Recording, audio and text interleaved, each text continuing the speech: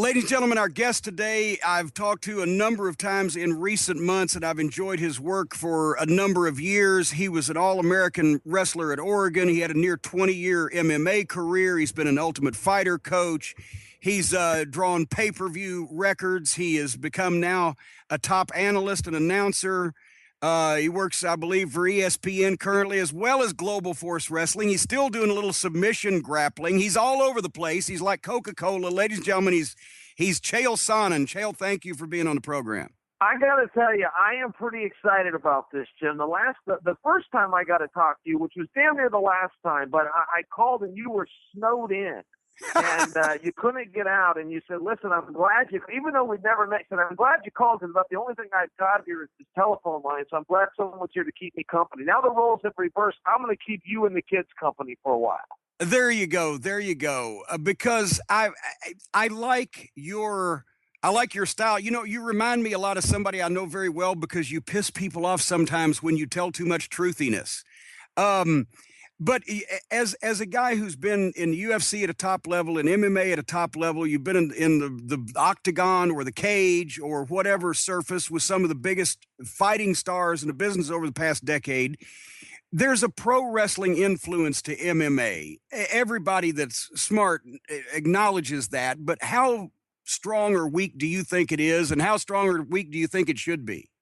Well, it's not enough. And you know, you're absolutely right to your first point. I do enjoy telling the truth. And when it agitates people, you know, I think that's on them. Screw them either way. They need to be able to chalk it up to entertainment.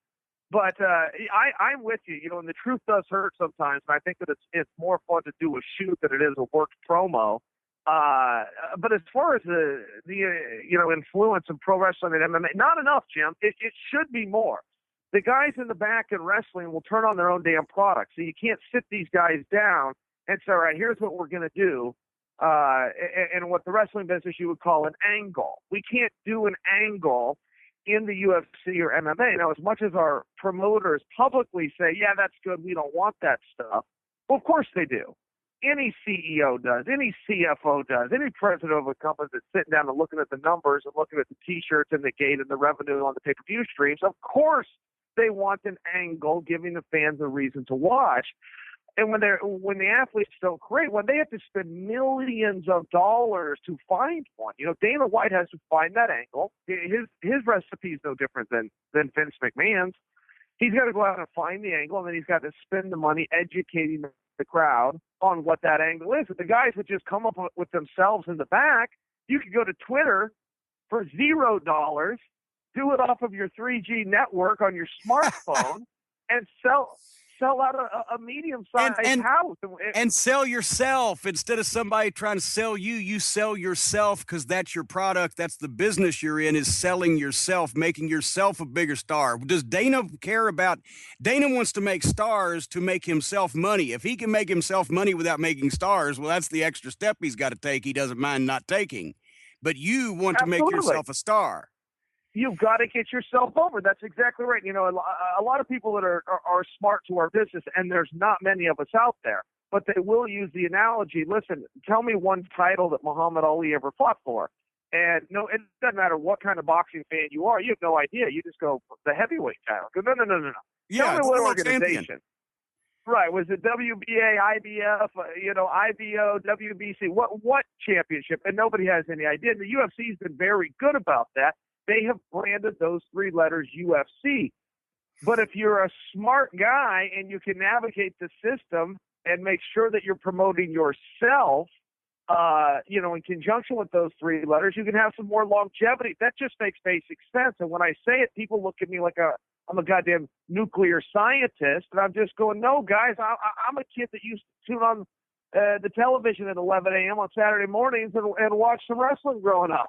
And hey, now I know that some probably MMA fighters, especially some lower level ones, have probably just, their heads have exploded. And some of the MMA fans that might be listening, if any that aren't wrestling fans, are probably having a stroke, because we're trying to say, oh, now the angles, they need to start angles, and they need to start fixing matches and working matches. No, that's not the point. The point is not real or fake, which is what everybody gets wrapped up in. The point is conflict. And an angle, a good angle in mixed martial arts can be these guys got mad at each other for some legitimate reason when they trained in the same camp. It doesn't have to be somebody's gold record is going to get broken over your head and Cyndi Lauper is going to come to your rescue or whatever. See, wrestling went too far. But the MMA, everybody wants to see conflict, and there is a camp, tell me if I'm wrong, there's a camp of both fighters and fans that wants to see the trash talking and the conflict and the real grudges and rivalries magnified and brought to light. And there's a camp that on both sides, fan and fighter, that thinks that it damages the sport and its sports credibility, and it doesn't have a place even if it sells tickets.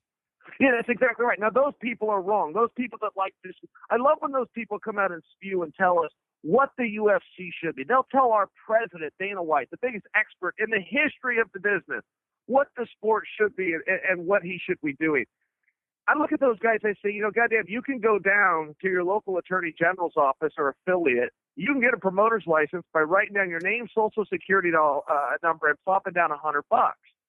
So if you're so smart to our business, and you know more than the damn president Dana White does, go into competition and set up shop next to him. But none of them do. And every one of them's got $100 in their pocket. They know their social security number. They probably can't find the state's attorney general. Well, I don't. Lost them on that point. Chael, if they're anything like wrestling promoters, I'm not sure all of them know their social security number, or they might have more than one. But they got more than one. Yeah. The thing is conflict. If there's no conflict to the general public, MMA fighters do not have the luxury of a hometown team per se, in that they're not on the Boston Celtics, they're not the Dallas Cowboys. They don't have that hometown push behind them, except when they go and they fight in their hometown. So they have to be stars individually.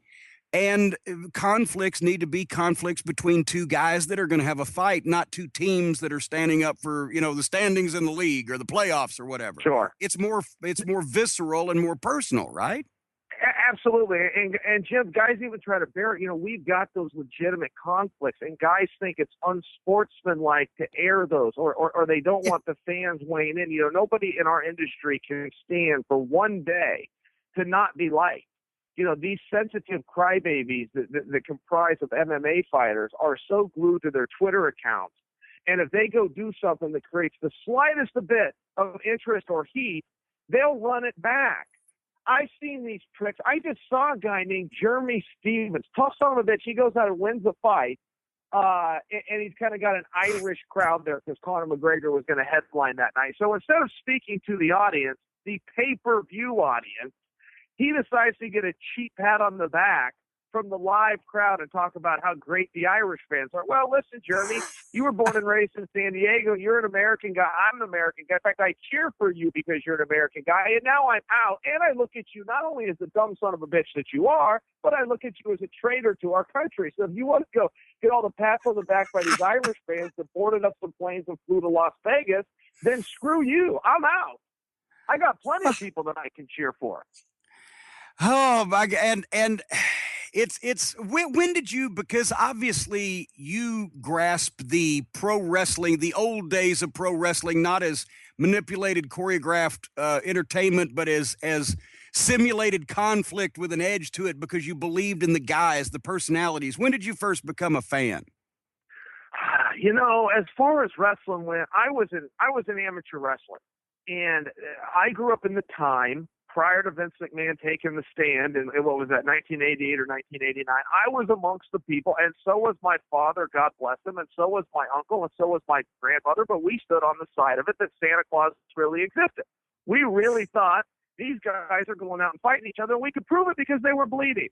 We could prove that blood was real, and therefore it didn't matter who the Olympic champion was. It didn't matter who Mike Tyson knocked out. It only mattered who Hulk Hogan leg dropped. That was the baddest dude in the world. And I was an amateur wrestler. We worked really hard my whole life. And my dad was getting me ready to go and take on Hulk Hogan. He was showing me how to get out of the leg lock. I love it. He had found out a reverse to the camel's clutch. He attempted to show me. He was a cowboy. He had his Wranglers on, and he busted the ass right out of his jeans in my living room. And so help me rest his soul. That's a true story. My buddy Kevin was there to watch it. But, Jim, let me tell you the most arrogant thing I've ever done. One of them. But this is arrogant, and I'm halfway ashamed of it, but I'm going to bring it up because the meaning behind it is real. So I go after this guy. I'd be surprised if you've heard of him, but his name is Anderson Silva. And, right. And at the time, I remember didn't he work for Crockett on TBS as a jobber or something? I can't remember. Yeah, he was jerking the curtain back in the Crockett days, traveling through the South. But this guy, he's got the belt. He's got the world's greatest contract, which calls for pay-per-view points. Now, for that to kick in, he's got to meet certain thresholds, and he can't meet them. And he doesn't understand why, right? He's a martial artist. He wants to put his bathrobe on and his little belt, show everybody that he's got a black one, and do all of these different things. He can't sell the fight. Yeah, and I'm sitting back going, listen, man, you can have your black belt and your martial arts, so you can bow to everybody you want. I'm a fighter. I fist fight in steel cages, and I like to do it when people are tuning in. So he and I end up in the back of this event, and he hates me. He doesn't want to look me in the eye. He doesn't want to grant me the fight because somehow at this time he thought he was like some god of MMA that could decide who he was going to fight, even though I was the number one contender. So we're in this back room. We're not mic'd up. There's no cameras on. There's nothing. And he kind of dresses me down a little bit, which consists of him telling me I had no respect for the sport. I no respect nothing. I no respect his family. And I said, Anderson, listen, here's the deal. Okay, you have what I want, and that's the world championship. You've achieved what I've worked my whole life for. We have to acknowledge that. So on some level, I look up to you, whether you know that or not, okay? Whether you're too dumb to realize that you are where I want to be, and you should take pride in that. So here's what I did, Joe. I had a smartphone. I went on to Bank of America's app. I brought up my app, and I showed him my bank account. I showed him my bank account. I think I remember hearing this story. Go ahead. I think I remember this. Well, this is the whole thing. So I'm explaining to he's the champ, and people love him. And he talked like this, and he go bow to everybody, and I don't do any of those things. When I walk in the building, people are throwing pop on me. They're throwing their nachos at me. They're pissed off. I got to have security around me and all of this stuff. And I show him, and I said to him, Anderson, I'm the highest paid fighter, and I'm the biggest draw in the sport. Do you really think that you should be explaining to me how to promote a fight? And he, but I'm the champion of blah, blah, blah. So I brought up the bank account. I showed him my bank. I said, you're the champion, but this is my bank account. and I swear to goodness, Jim, everything changed. Anderson, he did not respond. He looked at it. He looked at me. He looked at it. He didn't say anything. But from that moment forward, things did change for us. I went out and I did what I did, and he no longer went out and told me to stop doing it.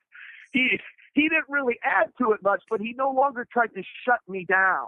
And this is the concept I was trying to get him to understand. That's actually the best story I've heard, the best thing I've heard said since the time on TBS. Ric Flair was doing a promo and the people were getting on him, and he pulled one of his shoes off and he held it up and he said, "Are you going to tell me what's going on? This shoe costs more than your house." Oh my God. Oh my God. Flair's a genius. You're talking about Silva, but what do you think of? I don't expect you to rate him, but talk about some of your greatest fight or the fight you're most proud of. Have you had a 5-star fight, Chael? Have you had a 5-star fight? Yeah, and you'll probably hear other guys say this too. And a lot of wrestlers, even the guys that headlined a WrestleMania, they might tell you about some show they did in the Indies that was the one that broke them through and gave them the opportunity to quit hitchhiking to the next gig. I had fought a guy in front of nobody in a disgusting little uncircumcised, godless town called Trenton, New Jersey. And I'm out there in Trenton. The show's a bust. Not only is it a bust, it's a bust production-wise where I'm not the main event. I wasn't even the co-main event, and I didn't leave my locker room until about 1:15 in the morning the next day of the show. Because it was such a mess. In fact, I'll tell you what a mess it was. It was such a mess. 11. Was it Dennis Coralluzzo that promoted that? No, Dennis has been dead for too long. Bless Dennis. I kid. Rest Dennis's soul. You know what? It was so bad that 11:59. You know this as a promoter. Most promoters would never think of this, but when I say this, you'll know this is true. At 11:59, their insurance expired. They had to get on the phone find an insurance rep that would give them an extension so that the rest of the card could continue. But the point of my story is I'm little old Chael Sonnen. I knew I was a bad son of a bitch because I was in the practice room with these killers. I'm in the practice room with the Randy Coutures and the Dan Hendersons, the Metlins and the Evan Tanners. I can name drop on and on.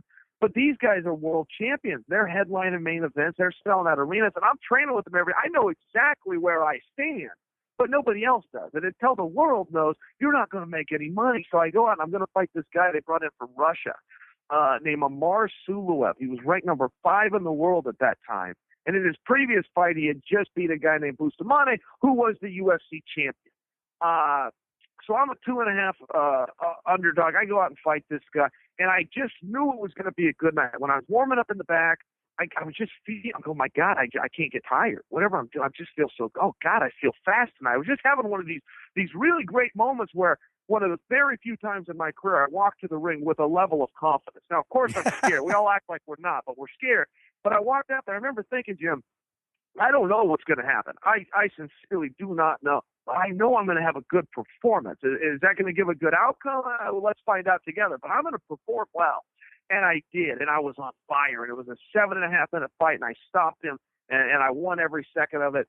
And that was a Saturday night, or rather a Sunday early morning. On Monday, the new rankings came out. I finally busted into the top 10, and my career kind of went from there. But those are the moments that you really cherish. You know, that time you have a great performance. Your dad had to scrape some money together to get you a plane ticket to get you to the damn arena.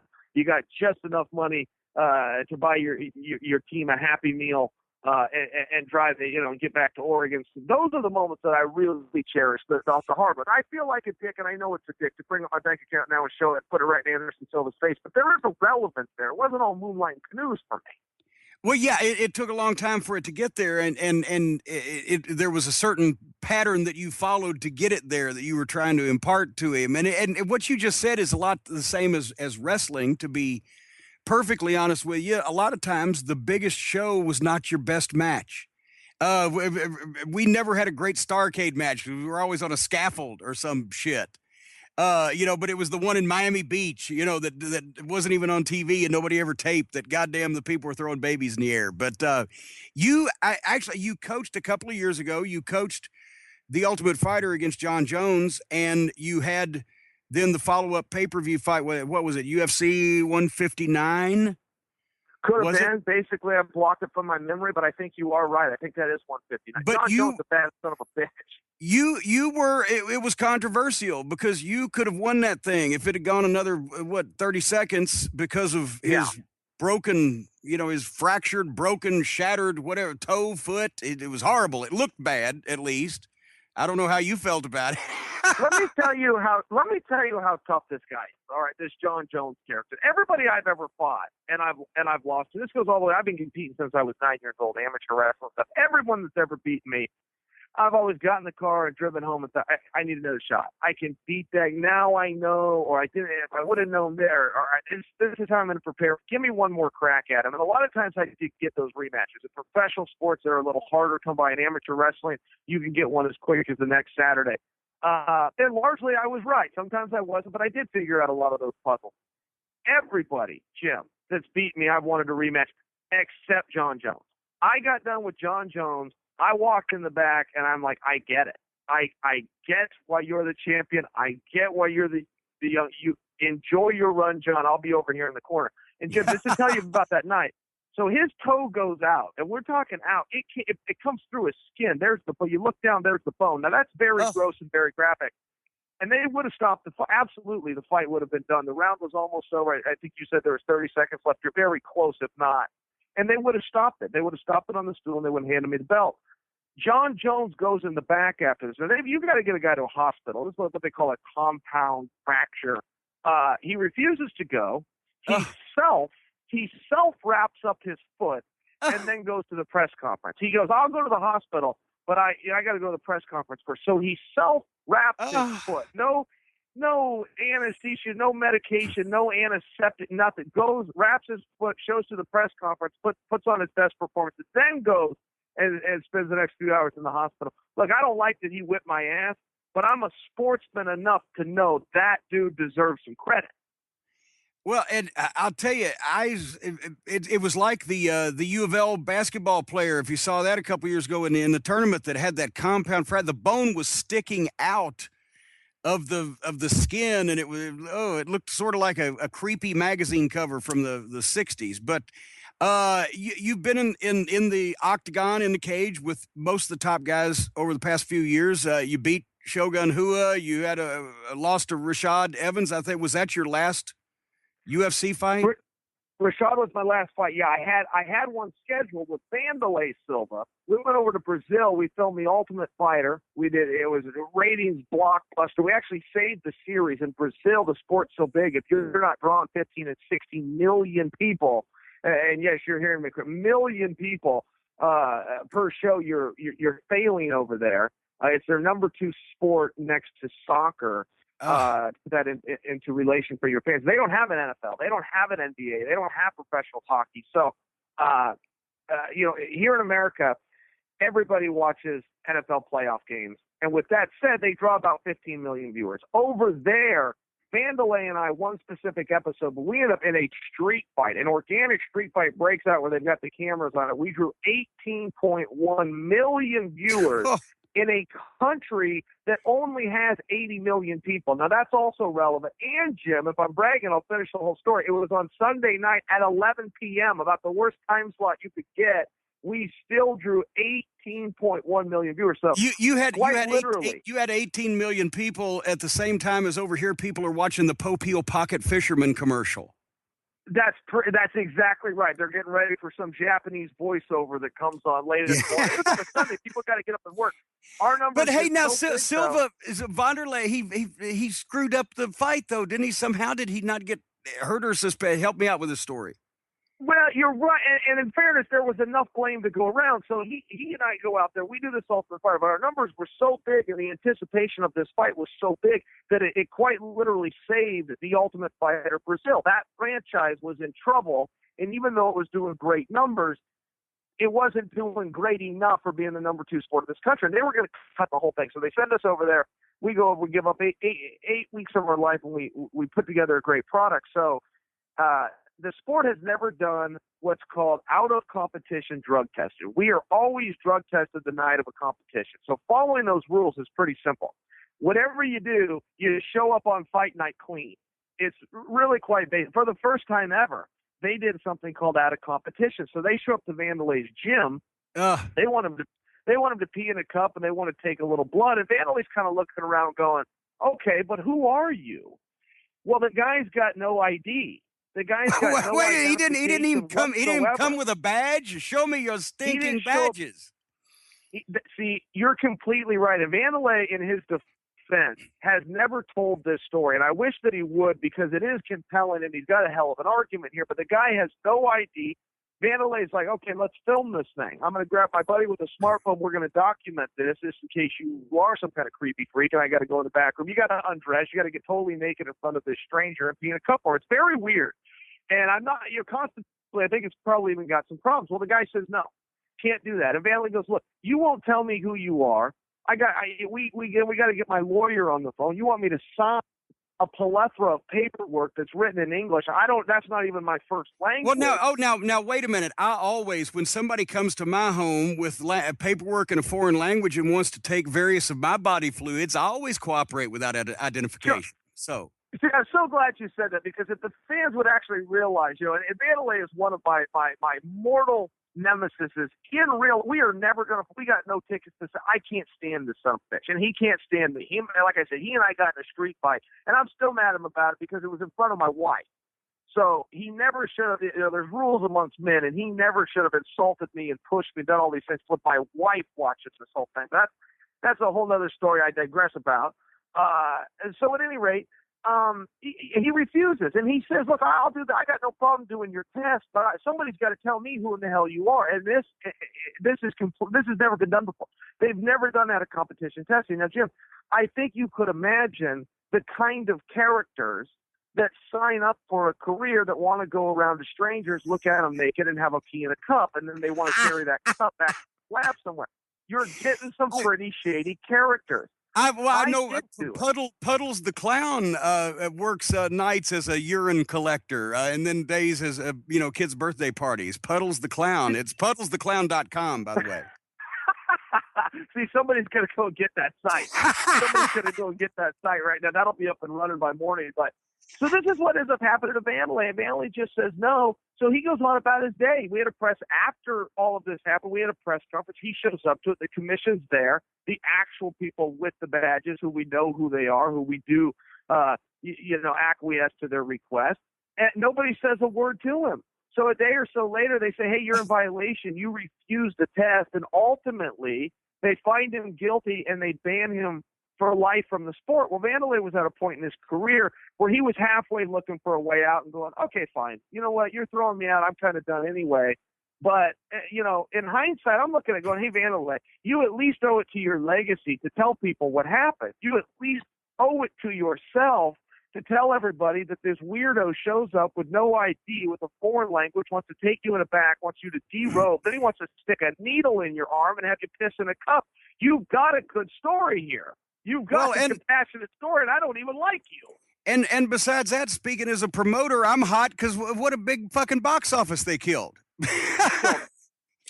Yeah, absolutely killed it. And Dana White never pushes back on those commissions. He respects anything they said, no matter how much they kick him in the nuts time and time again, no matter how many millions they cost him. He keeps his mouth shut, and he just accepts it as part of the process. But yeah, man, that had to hurt. And then it comes to me. I didn't refuse the test. I went along with it. Well, I got more banned substances in my system that nobody could even pronounce. It comes down. They said, "Hey, Chael, you got this and this. You can't have it." I'm going, well, says who?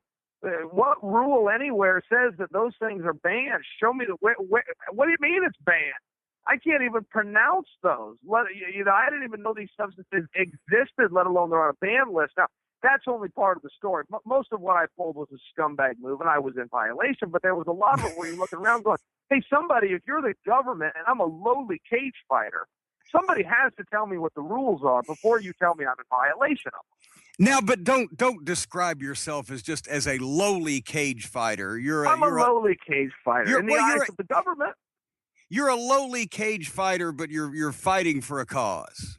You're right. You are right. And as a matter of fact, but over the last couple of years, you've done what I did, sort of, transitioning away from a more performing role to an announcing role. You've done analysis of color for the UFC, for Fox, for ESPN, Global Force now, which we'll get to in a minute. But how are you enjoying announcing? Because you are one of the most verbose fellows in all of mixed martial arts.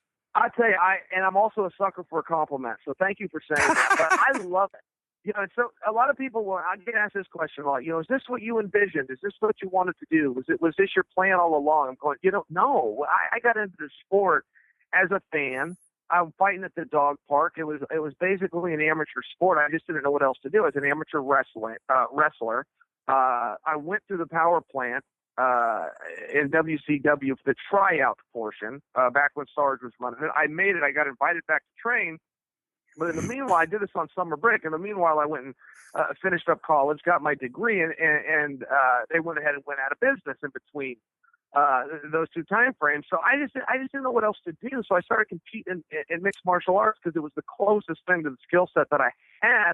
And as far as commentating went, that job didn't even exist. They didn't have a broadcast deal. Dana White was trying to get this company going. He was doing 5 and 6 shows a year. It wasn't the industry that it is now. So I never dreamed of it. It wasn't a dream I could have. This job didn't exist. But how has the transition been learning to, because a lot of it, you can talk about your sport. I went through the same thing where you could talk about your sport all day long. You know what to say as far as verbiage, but working television at a high level, when you have a producer in your ear, when you have to prepare for the broadcast, you know what camera's going to be shooting you and where things are going for the graphics and the sponsorships. Was it an easy transition? There's definitely a learning curve. And when I attempted to explain it to somebody who's never been in the spot, I always come away kind of looking like a diva.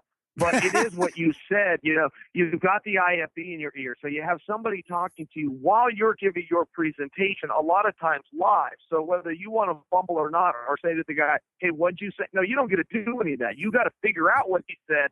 You've got to get out on the time spot. You got to get in. You got to throw to your sponsors. You got to cover the content. Sometimes there's a pre-recorded package.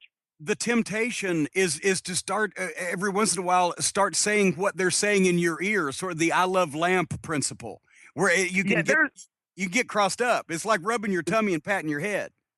So this happened, and when I tell this story, people are always like, ha ha ha. But this actually happened. What I'm going to tell. Kurt Angle wins the Olympic Games in 1996. He retires from wrestling, and he told people, he had no visions of being a pro wrestler, but he said, I do want to get into broadcasting. Well, nobody knew what in the hell he wanted to broadcast, and neither did he. He just kept saying this. I want to do broadcast. I want to do broadcast. So finally somebody hears it and goes, all right, you're a good-looking guy. You're an Olympic hero. Let's give you a shot. So they had – I don't know if it was cue cards or if it was a teleprompter, but they threw back to Kurt, and they had his script and the teleprompter there, and Kurt read out loud on live TV, back to you, Kurt. Now, when we look over at match one, he actually said, back to you, Kurt. And when I tell that to you, but Jim, I'm not working right now. I'm not trying to like make a metaphor. This actually happened. And now we went on. He's a master of TV. He gets it. He never. Kurt Angle's the most reliable guy. He never screws up. But that's where he started. At 28 years old with no preparation, they throw him in a fancy suit. They put him in front of a teleprompter and tell him to read here. Even with a college degree, he did what they said. He read there, and it said back to you, Kurt. Hey, by the way, if the Jim Cornette Experience airs in the environs around Pittsburgh, that was Chael Sonnen with that quote, not Jim Cornette let me have it. I want Angle alert. Story. It's a great story, and my suspicion is that Kurt is comfortable with himself now, that he would cop to it. I think Kurt would go, but maybe not. Even though I think Kurt's cool, and I think he would admit to that at this point, because he's overcome those drawbacks and proven himself to be verbose as well. But how did the Global Force gig come up? I've heard, of course, haven't seen the footage yet, but I heard good reports from the folks there live at the Orleans and Las Vegas, and I believe you're coming back soon. How did the Global Force gig happen? Man, I'll tell you, they put on one hell of a show. When I got there, and I go to shows all the time. I even go to indie shows right here in Oregon. I go watch Lynn Denton still wrestle when he comes out or does an interview, and it'll be me and maybe 80 other people. So I've been on the other side of those shows all the way to Vince McMahon's product. In fact, they brought a SmackDown a few days ago, the day of Piper's funeral. In fact, they had a SmackDown here in Portland. So I've seen the whole gamut. I can tell you, man, I was absolutely blown away. I get to the Orleans Arena, which is where they held it in Las Vegas, which really is a feather in anybody's cap. If you can play Las Vegas, it's kind of like owning a restaurant in Las Vegas. It's so competitive for entertainment. It's so competitive for food. But if you're surviving in either one of those industries, the food or entertainment in Las Vegas, you're pretty damn good. So I walk in, they've got more money spent on a lighting rig. They got more cameras. They got jibs hanging. They got everything in HD.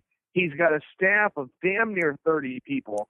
And this isn't including the wrestlers. I'm talking about, production crew and sound and lights and runners, and bookers. I'm blown away by this. I'm going, man, I know Jeff Jarrett's a second generational guy. He's been around the business forever, but I didn't know he had the kind of pocketbook to fund an arena like this, have this kind of a setup and support a 25, 30-man crew. So right off the bat, we got off on the right foot. Now, your initial question was how I got involved. Last November, I worked a MMA event. It was a pay-per-view, and Jim Ross. It was in Oklahoma, and they brought in Jim Ross. That's right. That's right. And Ross is looking to get into this stuff. Ross is a big MMA fan. He's a big boxing guy as well. He's looking to kind of spend his time in between supporting the Sooners and create new barbecue sauces. He's kind of looking more to do things that he wants to do than anything he needs to do. He saved his money. Yeah. I've known JR for 30 years now. He's got more money than the federal government. He's picking his his pet projects that he can lend his talents to. We've had him here on the program, and I think, anything that JR does obviously instantly gets more credibility.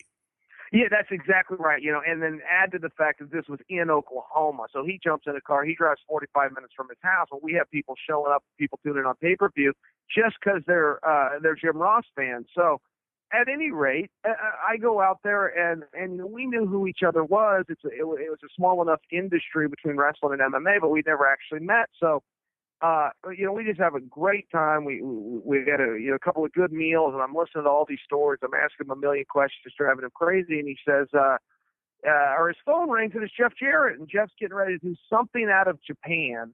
The Tokyo Dome Wrestle Kingdom event for New Japan, yeah. For New Japan, right. And he's getting ready to do it on January 3rd, and he wanted Jim to come out. And Jim said, yeah, I'll do that. As a matter of fact, if you don't have anybody else, I want to work with this guy, Chael Sonnen. Well, Jeff does not follow MMA. There's no work there. He's just a wrestling junkie and had no idea, but said, well, Jim, if you're vouching for the guy, I'll give him a shot. And so Jeff and I started talking on the phone, and the date didn't line up. It was January 3rd, and I had to be at ESPN, so I missed that opportunity. But that's how I met Jeff Jarrett. So just over time, he started getting this Global Force thing going and just said, do you have an interest? And I did. It was as simple as that. And, man, I tell you, it was a hit. Whether he lands in a television market or not, it's a big risk he's taken. Essentially, he's filming a pilot right now, but the guy knows the TV business, and he's landed on TV before. So as much of a shot in the dark as it sounds, we do have the right guy steering the ship. So let's see what happens. Yeah, well, and this is not just a pilot either, because the shows that they're taping, obviously, if a TV deal is landed, those will be the first shows that air. These are not practice television shows, folks. They're fully air programs. And he's not actually, I got to correct you, he's not second generation. He's third generation, because his grandmother, Christine, is the one who started me in the wrestling business in 1976 back in Louisville, because she was the promoter of the Gardens for her son, Jerry, Jeff's father. Oh, wow. I did not know that. All right, third generation. The Jarretts have radar when it comes to people to get television for wrestling or get buildings for wrestling or whatever. So I'm looking forward to it. But I got to add, the one thing that happened, I didn't know anything about this was going to go on, and then I see him in Charlotte at the NWA Legends Fan Fest. What's going on with your boy Baroni? All right, so here's what's up with Phil Baroni. Phil Baroni, MMA fighter. He was one of the guys early on to get it and come out with a gimmick. He's from New York. He talks like the New Yorker. He's got it in his accent. So he decides to steer into it. He becomes the New York badass. He begins one of the first guys to ever actually make his own merchandise and have a level of success selling product. He would come to the ring wearing fancy Ric Flair style robes and sunglasses, and every hair would be in piece, and his goatee would be plucked just right, and he'd bring girls out with him. And these were all at his own expense. So I feel like Baroni doesn't get enough credit. When he was in some ways, he was a bit of a superstar, Billy Graham, to our industry, in that he was a guy that got it early on. Now, his career ended up kind of fading as the lights and the attention and the media started to catch on. So the timing was off, but you still can't blame him for having a great idea. So Baroni ends up, he sets up shop in Las Vegas. That's home now. He gets largely out of MMA. I don't know if he's still going to do fights or not. We'd have to ask him, but he decides he wants to get into professional wrestling. So I'm going, okay, I think that's a good idea, particularly that you live in Vegas. You've got a level of fame. He did some fights over in Japan. He's kind of an international guy. He's fought in India. He's fought in Russia. He's fought in Canada. He was a he can't get along with anybody, can he? He can't get along with anybody. But I'm thinking, but he's on to something here.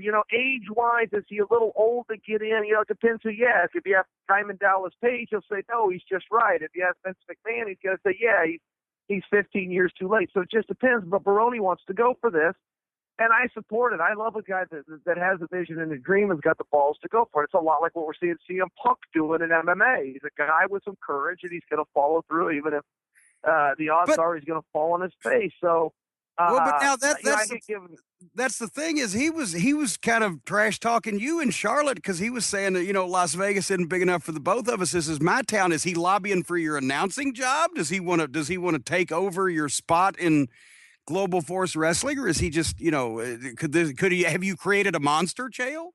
Well, a little bit. So here, to bring this story full circle, I think, all right, let me see if I can out, and then intrinsically it'll make me feel good. It'll make me feel good that I help pay a couple months rent over at the estate Baroni. So, Jarrett's talking about it, but Jarrett legitimately does not follow MMA in the least.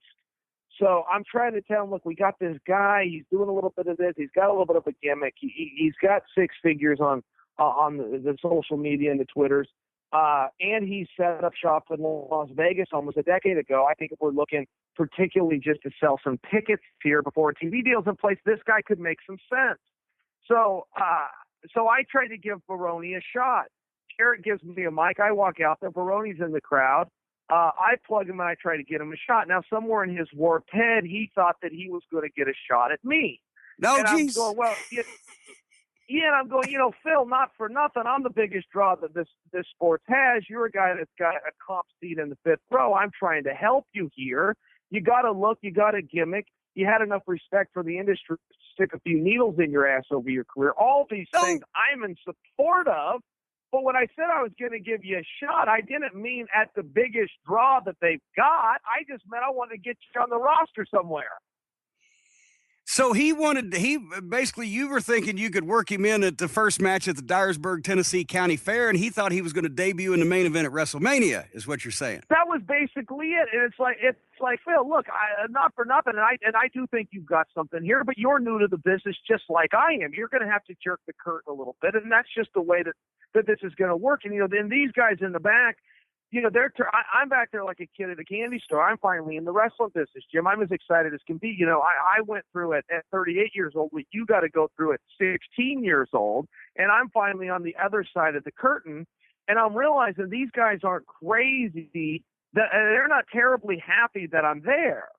And they want to do these spots, and they don't know if they want to work with me, and the crowd's popping for me, and they're not for them. I'm going, guys, I don't have anything to break here, but look, here's the truth.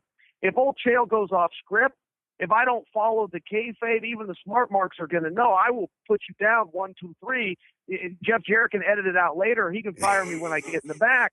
But I'm not a worker. I'm a shooter, and no matter which one of you guys crosses me, I will hold your shoulders down in front of this whole audience. So we're all going to have to just keep each other honest here. I came here as a kid in a candy store to be a nice guy, be friends with everybody, but it hasn't worked out that way. And the same thing goes with Phil. It's like, Phil, I'm trying to give you a shot. That doesn't mean you're getting a shot at me.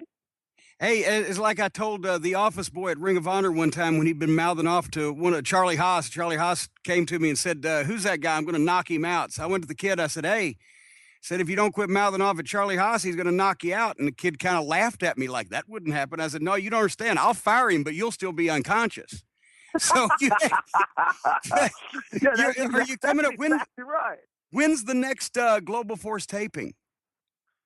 The next Global Force taping, well, you know what? We're actually going to go this Friday. We're going to go this Friday. Oh, my God. So Alice, we are debuting this program on Thursday, that is a very good question. This Thursday, yes. Thursday. I don't have a fucking calendar in front of me. I'm so fucking sorry. That's a big budget show. Alice was asleep. It's this coming. So you're there Friday. Basically, the podcast will be airing the 20th. Friday. So Thursday is the 20th. Friday is the 21st, and I am going to be fired soon. Okay. So yeah. So at this point, anyway, everybody within the sound of our voice that can make it to Las Vegas can go and see Chael at the Orleans, along with the Global Force folks, doing another television. Correct, Chael? No, yeah, that's exactly correct. It's at the Orleans, and whether tickets are available, who in the hell knows? But I bet you. It was a good show. And hey, speaking of good shows, you're doing a podcast. You are the heat-getting host of your own podcast, just like I am, and you're over at a responsible network, not like this thing we've patched together with duct tape and twine. Tell us about your podcast. Oh, man. Well, they're a lot of fun. I mean, this is one right here. Two guys start talking. Alice being a voyeur. pipe in every now and then. And people are entertained and they like to listen to it. And on one hand, I think that kind of sounds arrogant, but the other hand is, look, people like to listen to it, so why the hell not? Let's entertain them. I heard about it, Jim, from Stone Cold. You know, everything that guy touches, he's like Midas. The guy just can't make a bad move, and he says, Chael, you have to get into this stuff. This is where radio's headed. And I'm a traditional guy. If I want visual entertainment, I turn on my TV. I don't go to the internet. If I want, sound entertainment, I turn on the radio, or sometimes I'll turn on a CD. I don't go to the internet, but apparently I'm behind the times. Apparently the kids are like doing to go online and download things. The kids are doing it because we did a survey of my listeners, besides the fact that they're 97% male. So I think only the, Playgirl magazine probably has more male viewers, but also, Alice, are they not majority are 25 to 45? They're the younger folks are eking in here that know how to do all this technological bullshit. 48% between the ages of 26 and 35, and 35% between the ages of 36 and 45. Now, so you knew those statistics off the top of your head, but you couldn't tell us what fucking day it was. There you go. That's my co-host, ladies and gentlemen. I'm looking at it on a screen. I didn't remember that shit. But and it's on the internet. You just got it on the internet. So therefore, it must be official. Kids, don't go out and bother to check any of those numbers. Just accept them as true. There you go. And Chael's podcast is called You're Welcome. Is that the title? You're welcome. And the kids are welcome. They should all be very grateful that I'm doing it.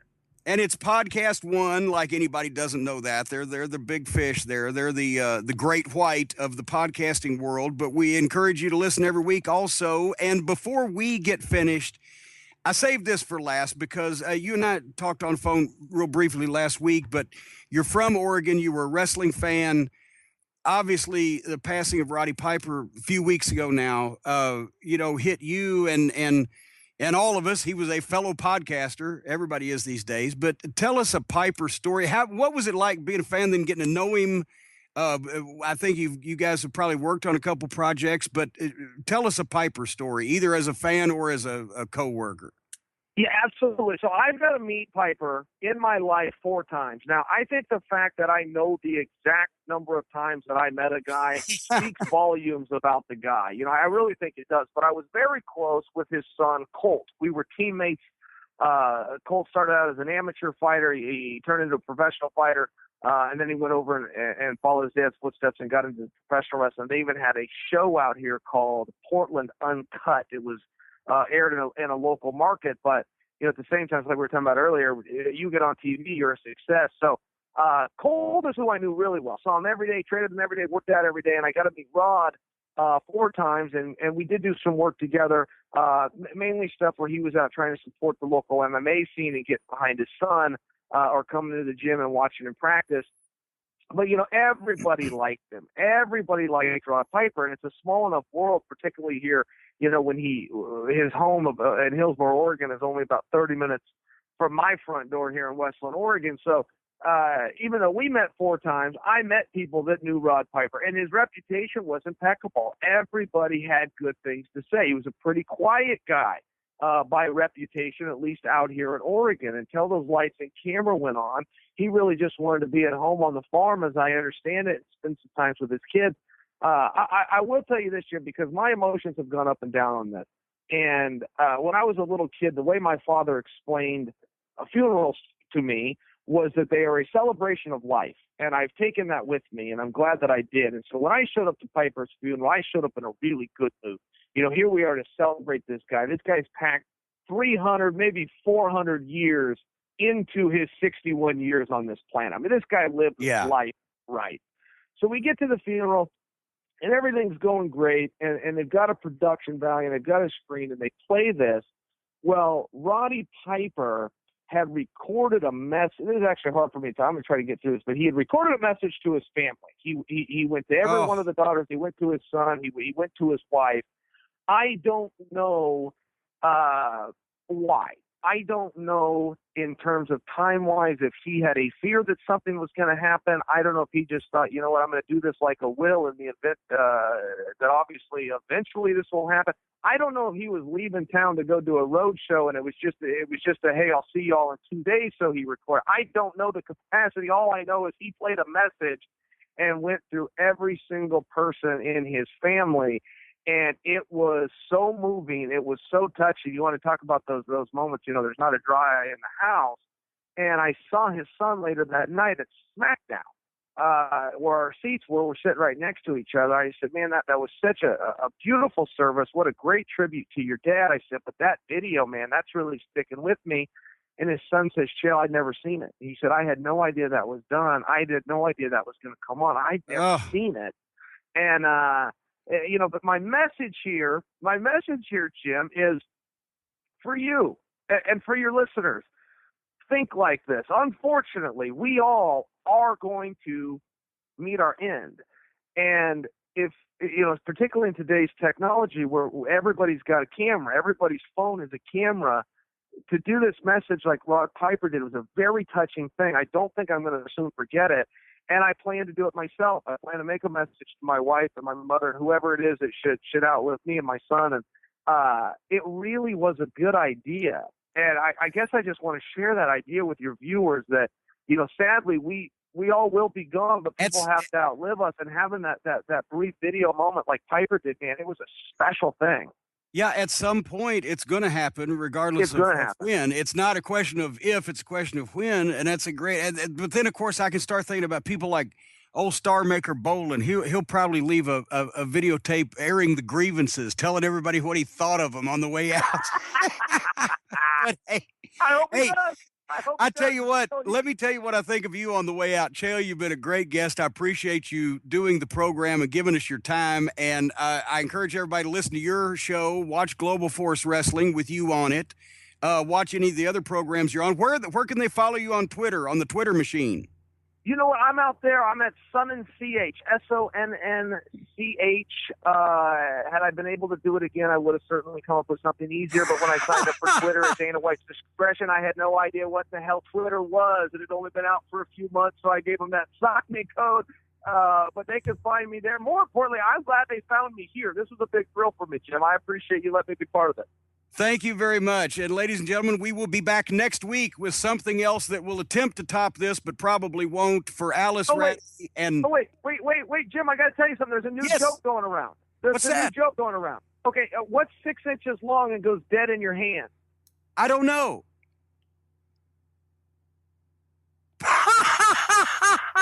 He did it to us, Alice. He did it to us.